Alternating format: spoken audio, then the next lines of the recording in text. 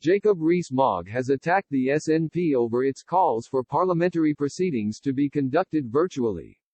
The demand comes as London entered Tier 2 restrictions today, which bans people from mixing with other households indoors.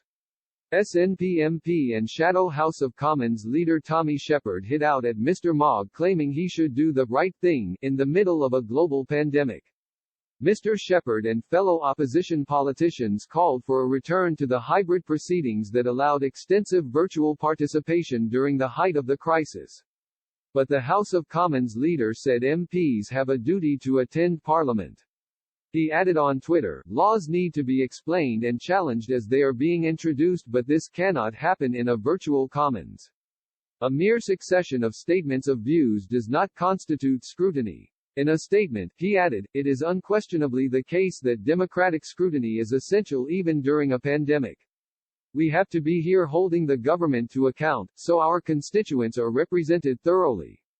We have a personal responsibility, we have a duty to legislate, we have a duty to be here. We have to show the way, and to suggest that democratic accountability is not an essential service seems to mean offense to democracy." Virginia Crosby, Tory YNY's Mon MP, agreed and added, "We sat during the war. We must sit now at this the most important time for this country." The virtual parliament introduced in April, which ended in June, allowed MPs to vote remotely. But under existing arrangements, MP numbers in the chamber are limited to 50 to comply with social distancing rules. More of them can contribute via Zoom, although these arrangements are only in place for certain parts of the Commons business and not main debates on legislation.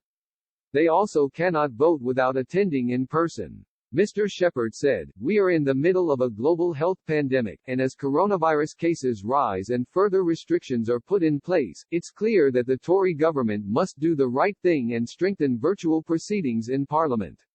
Doing so would allow MPs and staff to lead by example and follow public health guidance in cases where they can work remotely and still allow constituents across the country to be represented at this crucial time.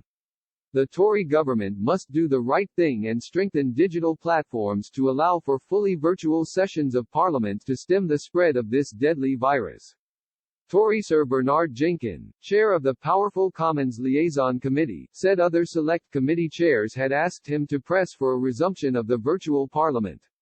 He wrote, "As more areas come under greater restrictions to control the spread of COVID-19, it will become increasingly difficult for the public to understand why members are still required to travel to and from London in order to represent them. Hybrid proceedings have their own limitations, but they have been shown to work and to allow members from across the UK to participate without risking further spread of the virus."